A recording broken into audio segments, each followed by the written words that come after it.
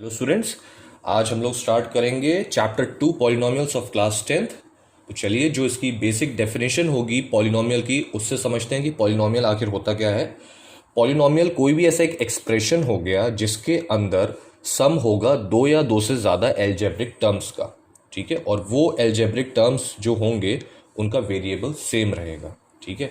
इसकी general equation देख लेते हैं पॉलिनोमियल की, इससे आपको डेफिनेशन समझ में आ जाएगी।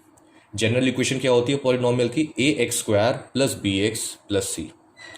यहाँ पर देखिए, जो वेरिएबल है एक्स वो सेम रहेगा, मतलब थ्रू आउट द इक्वेशन एक ही वेरिएबल रहेगा, वो एक्स रहेगा। अब ए बी और सी क्या है? ए और बी कोएफिशिएंट है, ठीक है, ये कोएफिशिएंट है एक्स स्क्वायर और एक्स के रिस्पेक्टिवली, और सी क्या है? हमारा कांस्टेंट टर्म है। एग्जाम्पल देख लेते हैं, 4x square plus 3x plus 1। यहाँ पर a क्या हो गया? 4, मतलब x स्क्वायर का कॉफिशिएंट है 4, और b, यहाँ पर b क्या है? 3, मतलब x का कॉफिशिएंट है 3, और जो कांस्टेंट टर्म है वो है 1। अब ये सारे एल्जेब्रिक टर्म्स हैं, ये ax स्क्वायर, bx, c, या फिर 4x स्क्वायर, 3x, 1, ये सारे एल्जेब्रिक टर्म्स हैं। और जब इनका सम, सही है, इनको जब इकट्ठा करके इनका सम हम लिख देते हैं, उसी को एक पॉलिनोमिक इक्वेशन कह देते हैं या फिर पॉलिनोमिक एक्सप्रेशन कह देते हैं। ओके, अब ये तो जनरल इक्वेशन हो गई। अब किसी भी पॉलिनोमियल में, ठीक है, किसी भी पॉलिनोमियल में अगर x वेरिएबल होगा तो उस पॉलिनोमियल को हम p ऑफ x से रिप्रेजेंट करेंगे, ठीक है। p बाहर होगा, ब्रैकेट के अंदर x होगा अगर वेरिएबल x होगा। मान लीजिए कोई और इक्वेशन हो गई, जैसे 4y square plus 3y plus 2, तो इसमें वेरिएबल y हो गया। ज़रूरी नहीं है हर जगह x हो, वेरिएबल कुछ भी हो सकता है। तो मैं इस इक्वेशन को कैसे रिप्रेजेंट करूंगा? p ऑफ y, ठीक है, क्योंकि यहां पर वेरिएबल आ गया है y। ओके, अब दूसरी चीज आ जाती है degree of a polynomial. Degree क्या होती है? किसी भी पॉलिनोमियल में जो हाईएस्ट पावर होगी x की, ओके, वो हमारी डिग्री हो जाएगी पॉलिनोमियल की। जैसे एग्जांपल देखो, ये एक पॉलिनोमियल है 3x स्क्वायर प्लस 2, इसमें x की जो हाईएस्ट पावर है वो क्या है? 2, तो यहां पर डिग्री हो जाएगी 2। नेक्स्ट एग्जांपल, यहाँ पर है 4x प्लस 1 लिखा है, यहाँ पर डिग्री क्या है? जब x के ऊपर कोई भी पावर नहीं है, मतलब यहाँ पर 1 है, तो x की पावर 1 हो गया, मतलब इसकी डिग्री 1 हो गई। अब ये वाली इक्वेशन देखो, इसमें क्या लिखा हुआ है? 2x cube plus 4x square. इसमें हाईएस्ट डिग्री क्या है? 2 है या 3 है? हाईएस्ट डिग्री हो गई 3, तो इस पॉलिनोमियल की डिग्री भी 3 हो गई। ओके, अब जरा टाइप्स ऑफ पॉलिनोमियल जो आपके इस चैप्टर में आएंगे वो देख लेते हैं। लीनियर पॉलिनोमियल क्या हो गया? ऐसा पॉलिनोमियल जिसकी डिग्री 1 होगी, मतलब जो x की पावर होगी उस इक्वेशन में वो 1 होगी। जैसे ये देखिए एग्जांपल, 3x प्लस 4, डिग्री क्या है? 1, मतलब मैक्सिमम पावर 1 है। दूसरा आ गया क्वाड्रेटिक पॉलिनोमियल, ऐसा पॉलिनोमियल जिसकी डिग्री 2 होगी। जैसे ये हो गया example, 2x square plus 3x, ठीक, यहाँ पर देखिए डिग्री 2 हो गई। अब क्यूबिक पॉलिनोमियल क्या हो गया? ऐसा पॉलिनोमियल जिसकी डिग्री 3 होगी। एग्जांपल देखिए, मैं लिख दे रहा हूँ इधर, जैसे 3x cube plus 4x square plus 2x plus 2, ठीक है, यहां पर हाईएस्ट डिग्री क्या है? 3, तो इसको हम कहेंगे क्यूबिक पॉलिनोमियल। ओके, अब बोर्ड पे देखिए, यहां पर मैंने कुछ पॉलिनोमियल्स लिखे हैं। अब आप लोगों को बताना है इसमें से कौन सा पॉलिनोमियल है और कौन सा नहीं है, ठीक है। वन बाय वन चेक करते हैं कि कौन सा पॉलिनोमियल है, और उससे हमें पता भी चल जाएगा कि पॉलिनोमियल की और क्या क्या कैरेक्टरिस्टिक्स होती हैं। अब ये एक्स स्क्वायर प्लस 2, क्या ये एक पॉलिनोमियल है? बिल्कुल है, ये एक पॉलिनोमियल है, और इसकी डिग्री क्या हो जाएगी? Highest power of x, that is 2, इसकी डिग्री हो गई 2। यहां पर मैं डिग्री लिखता जाऊंगा। ओके, अब इसको देखिए, क्या ये एक पॉलिनोमियल है? नो, ये पॉलिनोमियल नहीं है, क्योंकि x की जो मतलब जो x है वो डिनोमिनेटर में आ गया है। इसका मतलब है कि जो हमारा वेरिएबल है वो डिनोमिनेटर में आ गया, और पॉलिनोमियल में कभी भी डिनोमिनेटर में नहीं होना चाहिए। क्यों? अगर मैं इसको थोड़ा मॉडिफाई करके लिखूंगा तो इसको ऐसे लिख सकता हूँ, एक्स क्यूब प्लस 3x की पावर माइनस 2। जब भी कोई पावर डिनोमिनेटर में होती है और उस टर्म को अगर ऊपर लाना होता है तो बस माइनस का साइन लग जाता है, ठीक है। तो इसको मॉडिफाई करके लिखा तो x की पावर माइनस 2 हो जाएगा ये। अब x की पावर माइनस 2 हो गया, मतलब ये होल नंबर नहीं है। पॉलिनोमियल में जितनी भी x की पावर्स होंगी वो हमेशा एक होल नंबर होनी चाहिए, और -2 हमारा इंटीजर है, होल नंबर नहीं है, तो ये हमारा पॉलिनोमियल नहीं होगा। वैसे ही यहाँ पर देखिए ये भी डिनोमिनेटर में आ गया, इसको भी अगर मैं मॉडिफाई करके लिखूंगा तो ये क्या हो जाएगा, एक्स प्लस एक्स इनवर्स। ठीक है, तो ये भी मेरा पॉलिनोमियल नहीं होगा। क्यों? क्योंकि यहाँ पर x की पावर क्या हो गई, होल नंबर में नहीं है, इंटीजर में आ गई है, और हमारी x की पावर हमेशा होल नंबर में होनी चाहिए। क्या ये पॉलिनोमियल है? नहीं। यहाँ पर भी देखिए रूट एक्स आ गया है, अगर इसको मैं लिखूंगा मॉडिफाई करके तो कैसे लिख सकता हूँ, 2x² प्लस 2 x की पावर हाफ। कोई भी नंबर जब रूट के अंडर होता है तो हम उसको ऐसे लिख सकते हैं। ओके, अब ये देखो 1/2, ये हमारा रेशनल नंबर हो गया है, फ्रैक्शन हो गया, मतलब ये कोई होल नंबर नहीं है ना, तो हमारा ये भी कोई पॉलिनोमियल नहीं है। अब इसको देखिए, यहाँ पर भी जो पावर है x की वो भी क्या है, -1 है, which is not a whole number, तो ये भी हमारा पॉलिनोमियल नहीं। समझ गए? तो पॉलिनोमियल की जो वेरिएबल होगा उसकी पावर हमेशा होल नंबर में होनी चाहिए और किसी में नहीं। ठीक है, ना ही इंटीजर में ना ही रेशनल नंबर में, मतलब फ्रैक्शन में नहीं होनी चाहिए, हमेशा होल नंबर में पावर होनी चाहिए, तभी वो पॉलिनोमियल होगा। अब नेक्स्ट चीज़ क्या आती है, जीरोज ऑफ अ पॉलिनोमियल। अब इस टर्म को समझते हैं, इसका मतलब क्या होता है, एक एग्जांपल से समझते हैं। यहाँ पर एक इक्वेशन दी हुई है 3x + 2। अब अगर मैं इसको इक्वल टू 0 पुट करूँगा तो मुझे x की वैल्यू क्या मिलेगी, x = -2/3। अगर इसको सॉल्व करेंगे, पहले +2 उधर जाएगा, -2 हो जाएगा, और ये जो 3 मल्टीप्लिकेशन में है ये इसके नीचे आ जाएगा, तो x की वैल्यू आएगी -2/3। तो मैं इस x को कहूँगा कि ये इस इक्वेशन का ज़ीरो है। इसका मतलब क्या हुआ कि अगर मैं x की जगह ये -2/3 पुट करूँगा इस इक्वेशन में, तो मुझे फाइनली क्या मिलेगा, 0। ठीक है, यहाँ पर देखिए 3 से 3 कैंसिल हो जाएगा, और -2 + 2 क्या होता है, 0। तो जीरोस ऑफ अ पॉलिनोमियल क्या हो गए, वो किसी भी पॉलिनोमियल के रूट्स होते हैं या फिर वो वैल्यूज़ होती हैं कि जब उन्हें वेरिएबल की जगह पुट करेंगे तो फाइनल आंसर क्या आएगा, 0। ठीक है, और दूसरे टर्म्स में देखें तो ये एक्चुअली जीरोस वो वैल्यूज़ होती हैं जब हम ग्राफ को प्लॉट करेंगे। ठीक है, ये एक्स एक्सिस हो गया, ये वाई एक्सिस हो गया। मान लीजिए कोई भी इक्वेशन है, उसका ये ग्राफ बना हुआ है। ठीक है, तो जिस पॉइंट पे वो एक्स एक्सिस को कट करेगा वो जीरो ऑफ अ पॉलिनोमियल कहलाएगा। अगर ये समझ में नहीं आया तो इससे समझ लीजिए कि किसी भी पॉलिनोमियल की वो वैल्यू कि जब हम उसको वेरिएबल से रिप्लेस करेंगे, मतलब जैसे x की वैल्यू यहाँ पर -2/3 है, इसकी जगह x की जगह अगर मैं ये वैल्यू पुट करूंगा इक्वेशन में तो हमें 0 मिल जाएगा। ये होता है जीरो ऑफ अ पॉलिनोमियल। हाँ, जीरोज ऑफ अ पॉलिनोमियल मैंने क्या बताया था कि x या फिर कोई भी वेरिएबल की ऐसी वैल्यू जिसे हम इक्वेशन में पुट करेंगे तो उसकी वैल्यू 0 आ जाएगी।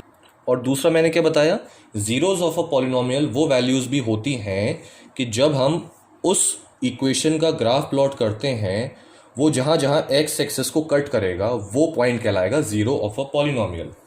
ठीक है, तो जो हमारी एक्सरसाइज 1.1 है वो काफ़ी इजी है। कैसे इजी है देखिए, अब जो इक्वेशंस हैं उनके कुछ ग्राफ्स बनते हैं। ठीक है, और वो ग्राफ हमेशा एक्स एक्सिस को कट करते हुए जाएंगे। क्यों? क्योंकि जो हमारा वेरिएबल है वो एक्स है, तो एक्स एक्सिस पर ही कट करेंगे। ये हमारा एक्स एक्सिस होता है और ये होता है वाई एक्सिस। तो जो हमारी इक्वेशन होगी वो हमेशा एक्स एक्सिस को कट करेगी। अब कितने जीरोज हैं किसी भी पॉलिनोमियल में वो डिपेंड करेगा कि उसकी डिग्री कितनी है। मान लीजिए जो जनरल इक्वेशन है ax² + bx + c, अब इसमें डिग्री कितनी है, 2, तो हमेशा जो जीरोज होंगे वो 2 होंगे। और कोई इक्वेशन है मान लीजिए जैसे जिसमें सिंगल पावर है, मतलब जिसकी डिग्री केवल 1 है, तो उसमें जीरोज भी कितने होंगे, 1 होंगे। तो हमें पता कैसे चलेगा किसी भी पॉलिनोमियल में कितने नंबर ऑफ जीरोज है, उसकी डिग्री देख के।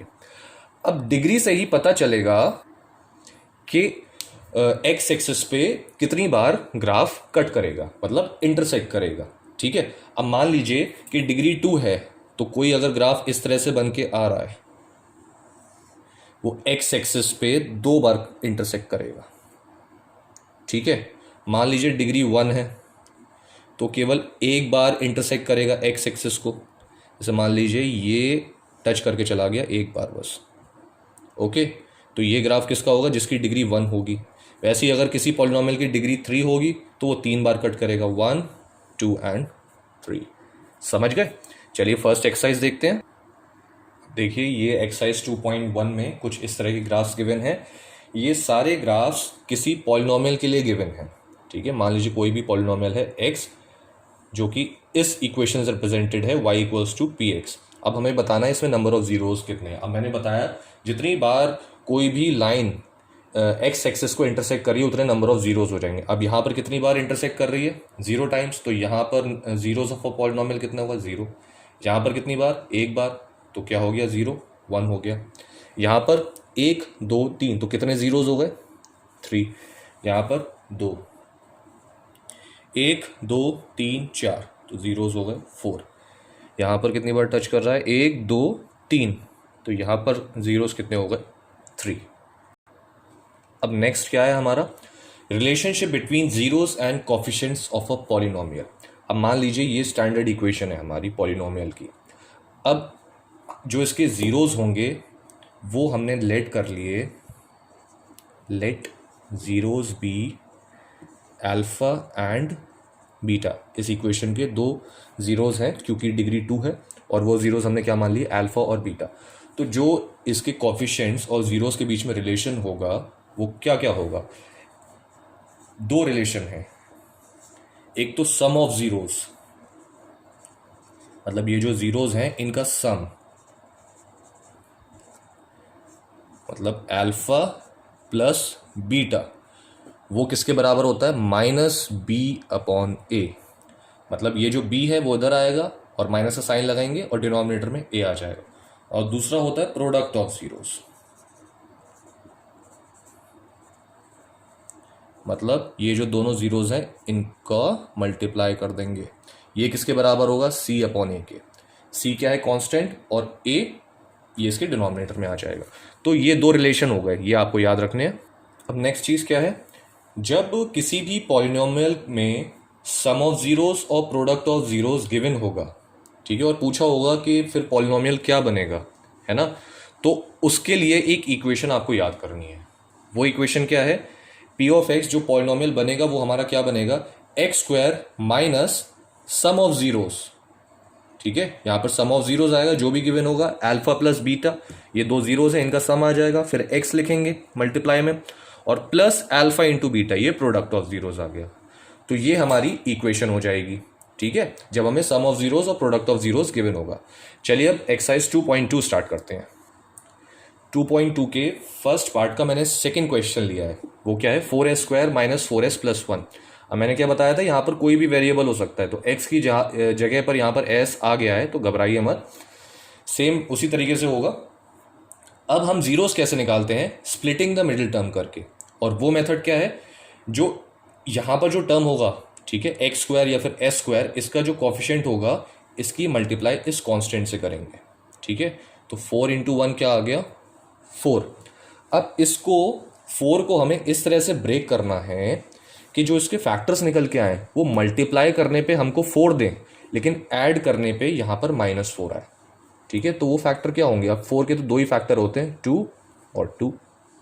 ठीक है, तो अब हम 2 इंटू 2 करेंगे तो 4 आ जाएगा, लेकिन 2 और 2 को ऐड करेंगे तो -4 कैसे आएगा, जब हम दोनों -2 के लेंगे, मतलब जब हम दोनों क्या लेंगे, -2 और -2 तब ऐड करेंगे तब आएगा। तो मैं इसको कैसे लिखूंगा, -2s और -2s प्लस 1। अब यहाँ पर कॉमन क्या आएगा, 2s, ब्रैकेट में भी 2s -1, यहाँ पर -1 कॉमन, 2s -1।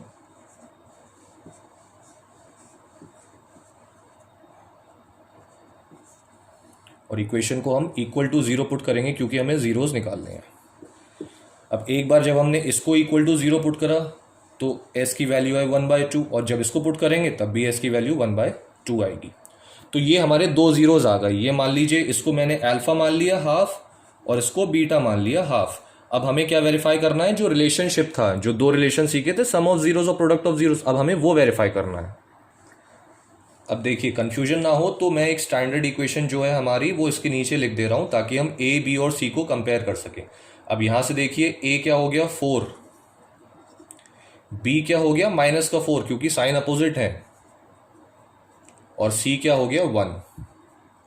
ठीक, अब पहला रिलेशन है सम ऑफ जीरोस, मतलब अल्फा प्लस बीटा, और अल्फा प्लस बीटा क्या है हमारा 1/2। पहले अल्फा प्लस बीटा किसके बराबर होता है, माइनस बी अपॉन ए के।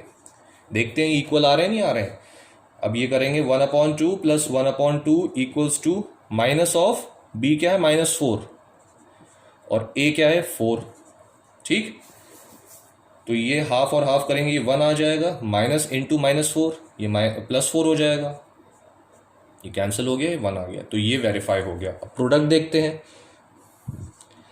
अल्फा इंटू बीटा क्या होता है सी अपॉन ए, तो हाफ इंटू हाफ, सी क्या है हमारा 1 और ए है 4, तो ये भी 1/4 आ गया, ये भी 1/4 आ गया, तो ये हमारा वेरीफाई हो गया। अब फोर्थ क्वेश्चन देखिए, 4u² प्लस 8u। अब इसके जीरोस कैसे निकालेंगे, देखिए यहाँ पर कोई कांस्टेंट नहीं है और हमें ज़रूरत भी नहीं है कांस्टेंट की। देखिए कैसे निकालेंगे, इसको इक्वल टू 0 पुट किया, यहाँ पर इन दोनों में कॉमन आ रहा है क्या 4u, ये क्या आ गया u + 2 = 0। तो एक बार ये जो टर्म है इसको इक्वल टू 0 पुट करेंगे, 4u = 0, और एक बार u + 2 = 0 पुट करेंगे। यहाँ से u की वैल्यू आ गई 0 और यहाँ से u की वैल्यू आ गई -2, तो ये अल्फा मान लेंगे और ये बीटा मान लेंगे। अब वेरीफाई करते हैं zeros, alpha plus beta equals to क्या होता है -b अपॉन ए, अल्फा है 0, बीटा है -2। अब यहाँ से देखिए कंपेयर कर लेते हैं, 4u² प्लस 8u। अब यहाँ पर कोई भी कांस्टेंट नहीं है तो उसको 0 ले लेते हैं, कंपेयर करते हैं जनरल इक्वेशन से। a की वैल्यू आ गई 4, b आ गया 8, c आ गया 0। अब b क्या है 8 है, तो हमें क्या लेना है माइनस का 8, और a है 4, कैंसिल होके क्या आ गया -2, यहाँ पर भी -2, यहाँ पर भी -2, ये वेरीफाई हो गया। अब अल्फा इंटू बीटा क्या होता है c अपॉन ए, अल्फा है 0 और बीटा है -2, तो ये 0 ही आएगा। c क्या है 0/4, ये भी 0 आ जाएगा, ये भी वेरीफाई हो गया। फिफ्थ पार्ट देखिए, t² - 15। अब यहाँ पर x वाला टर्म, मतलब जो बीच में मिडिल टर्म होता है जिसका पावर 1 होता है वो नहीं है, उसकी भी नीड नहीं है हमें, इक्वल टू 0 पुट करेंगे, ये -15 उधर जाके प्लस का 15 हो जाएगा, अंडर रूट लेंगे तो क्या आ जाएगा +-√15। ठीक है, दोनों साइन लगाएंगे क्योंकि -15 का स्क्वायर करेंगे तब भी +15 आएगा और +15 का स्क्वायर करते हैं तो भी 15 ही आता है। ठीक, तो हमारा एक 0 हो गया प्लस का √15 और दूसरा जो बीटा हो गया वो हो गया माइनस का √15। अब ज़रा कंपेयर करके, जैसे स्टैंडर्ड इक्वेशन से कंपेयर करते हैं, t² प्लस 0 × t लिख सकता हूँ मैं, क्योंकि ये t का जो टर्म गिवन नहीं है उसको मैं 0 × t लिख दूंगा, ये 0 हो जाएगा, एक ही बात है। अब मैं कंपेयर कर लेता हूँ, जो इक्वेशन है ax² प्लस bx, अब यहाँ पर t है तो इधर t लिख दो, कोई प्रॉब्लम नहीं है। तो a क्या हो गया 1, यहाँ पर कुछ नहीं है ना, तो a 1 हो जाएगा, b क्या है हमारा 0 और c है -15।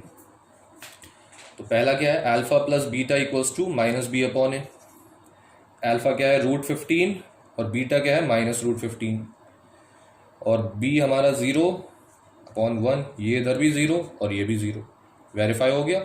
अब अल्फा इंटू बीटा क्या होता है c अपॉन ए, अल्फा क्या है √15 और बीटा है -√15, तो ये तो आ जाएगा -15, और c है हमारा -15, a है 1, ये भी आ गया हमारा -15। ठीक है, अब देखिए जो इसका थर्ड पार्ट है, फर्स्ट का थर्ड पार्ट है 6x² - 3 - 7x। अब इसमें बच्चे क्या गलती कर देते हैं, 6 की मल्टीप्लाई 7 से कर देते हैं, नहीं, पहले आपको इसको रीअरेंज करना पड़ेगा।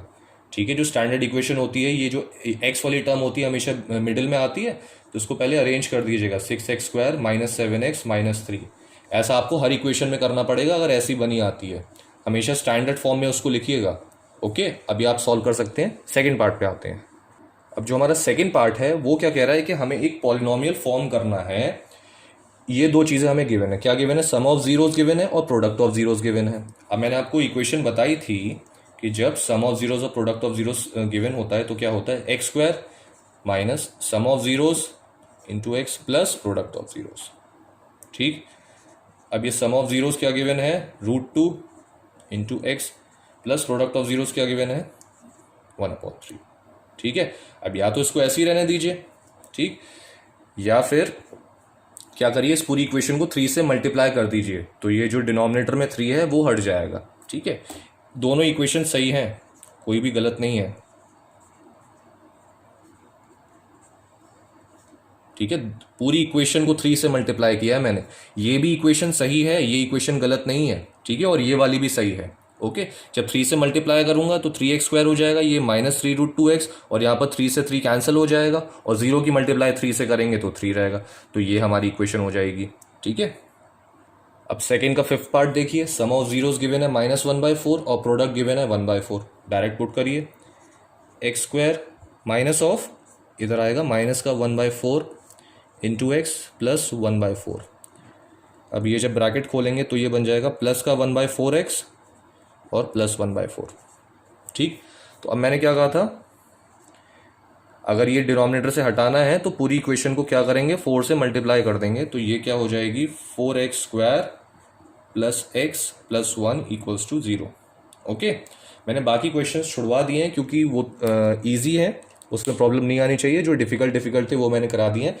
अब इन दोनों एक्सरसाइजेज से, या फिर बेसिकली इस 2.2 एक्सरसाइज से जो एक्स्ट्रा क्वेश्चंस बनते हैं वो मैं नेक्स्ट लेक्चर में अपलोड करूंगा। Thank you very much.